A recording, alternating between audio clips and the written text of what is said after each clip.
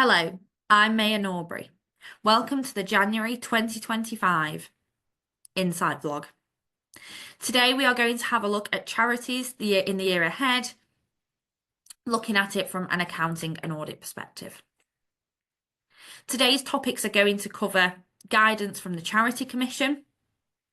We are also then going to have a look at the Charity Statement of Recommended Practice, having a look at the timeline for the revised SORP, which is expected this year, and then also what's going to be included in that charity SORP and those changes we are aware of or that we are expecting.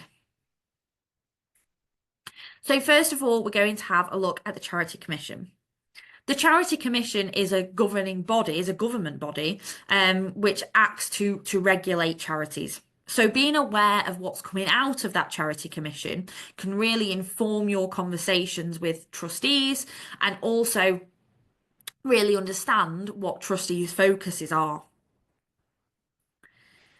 So as we're going through these updates, you'll notice that they're all referred to as CC, so Charity Commission, and then a reference number.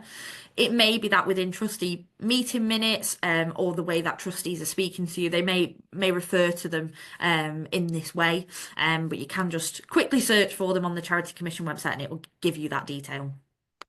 So CC 48 is all about charities and meetings. There's been no significant fundamental changes, but the guidance has been redesigned so it's shorter and more accessible to trustees, and it also now includes guidance on virtual and hybrid meetings. CC 27 is all about decision making. There's 7 principles for trustees to follow.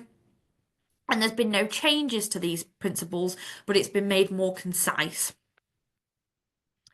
CC 12 is all about managing financial difficulties and insolvency.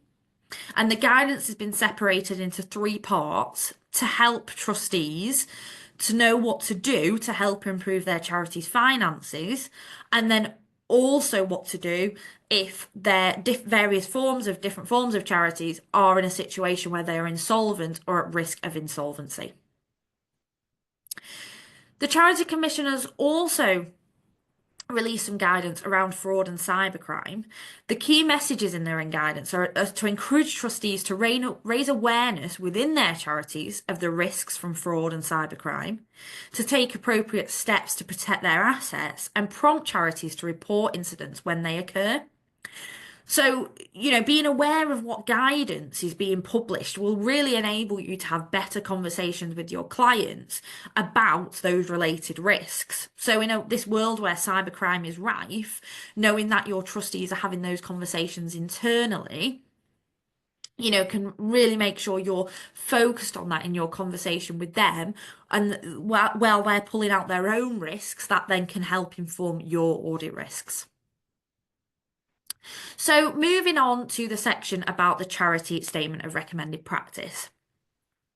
Just remembering here that that FRS 102 is the main standard, is the main accounting standard, and what SORPs do, they act as a framework for those specialised industries. So when we say specialised industries, we're talking charities, housing associations, pension schemes, which all have their own SORP.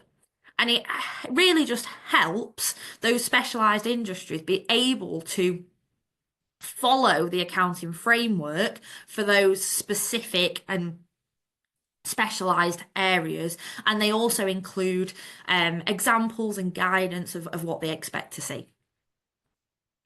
So in terms of the charity SORP timeline, in March 2024, the FRC issued amendments to FRS 102. Off the back of that then, in March 2024 to the end of last year, the SORP, they have working parties which work to drive these changes. The SORP working party were drafting an updated SORP to include those amendments that came out of the revised FRS 102, and then also performing a wider SORP review. At the start of this year, we're hoping that the FRC are approving that draft SORP, and then in March, we're expecting a 12-week public consultation. In the middle of the year, these consultation responses are reviewed and the SORP is updated if necessary. Later on in the year, the FRC will hopefully approve that final SORP, and then in October 2025, we're expecting that published SORP for periods effective 1st of Jan 2026. So, thinking about that statement of recommended practice and the changes we're expecting, the two fundamental ones, link directly to the revised FRS 102, and they are changes to lease accounting and also revenue recognition. However, we will also cover some wider SORP changes which are expected. So, starting with lease accounting. Operating leases will be recognised on the balance sheet. However, there are exceptions for that for short-term leases and low-value assets. Charities will need to review all leases and consider their treatment. So at this stage, that's something that's already happening. It's a known change. The revised FRS 102 has already been published and it is effective periods beginning 1st of January 2026. So we know that change is happening. While the SORP will provide guidance for charities on how to apply that FRS 102, FRS 102 does set the requirements. So it's something that can already be happening. Charities can be reviewing their leases and considering the treatment as to whether they will fall on the balance sheet or whether if they are short-term leases or low-value assets, they will remain on the P&L. In terms of how this will be implemented, these changes will not require a restatement of comparatives, but will instead be reflected in an amendment to the opening balance sheet. So in terms of revenue recognition, the new 5-step model for recognising revenue has come out of the FRS 102 standard. And how this works of the 5 steps, the step 1 will be to identify the contract with the customer. Step 2 is identifying the performance obligations in the contract. Step 3 is determining the transaction price. Step 4 is to allocate the transaction price to performance obligations in the contract.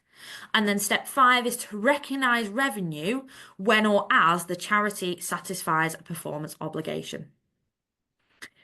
As with the leasing standard, charities will need to assess how changes will impact them for individual income streams. And the SORP will provide guidance for charities on how to apply FRS 102, but FRS 102 sets the requirement. Also within the revised FRS 102 standard, there has been some clarification, while the information was already there has been some clarification that there are circumstances where it may not be practical to estimate the value of a resource. And this is allowing for the donated goods, which obviously a charity may well have, to be recognised when sold or distributed without the need to include them as stock at year end. However, at the moment, the missing criteria is when entitlement occurs. So we'll therefore need to wait and watch the space for the charity SORP to understand more detailed guidance on revenue recognition in respect of those charity-specific income streams such as donated goods and legacy income. In terms of implementation, these changes can be reflected by restating comparatives or by amending the opening balance sheet. So there's more of a choice in terms of the revenue recognition standard rather than the lease accounting. So other changes, what's going on? As mentioned, a whole SORP review will be happening. So they do things such as changing changing the wording to make it more clear and any sort of small little errors that have happened in there. So that whole SORP review will be happening. There's also going to be a refreshed Module 1, which is all about the trustees' annual report and what is required in there. So this is expected to be completely refreshed and hopefully will give trustees more guidance of what they need to include. There will also be more options for proportionate reporting. So the charity SORP currently has 2 tiers in place, one which is applicable for all charities, and then a second tier which is required for larger charities, those which have income at over £500,000. And that second tier requires large charities to have more disclosures within their financial statements. So the charity SORP draft is expected to propose a new tier, and the new tier is being introduced so that the charity SORP and its application is more proportional based on the size of the charity. So it's expected to, again, impact the amount of disclosure required.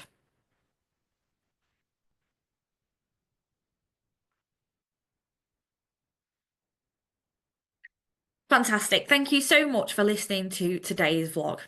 Just as a reminder, we have some upcoming courses here at Insight. On the 4th of March, we have our Charity Account and Audit the Fundamentals, which will cover an introduction to the charity regulatory environment and also the legal framework. There'll be an introduction to the format and content of charity accounts. And we'll also introduce concepts such as income recognition and fund accounting. On the 7th of March, we'll be hosting a charities update where we'll cover latest developments in the charities SORP, FRS 102 and the financial statements.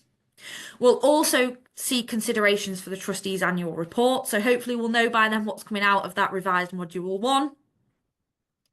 We'll also have a look at challenging accounting areas for charities and important considerations for charity auditors. You can find these public courses to book onto on our website, which is listed on screen. And if you have any questions, please use the email provided. Thank you so much. See you soon.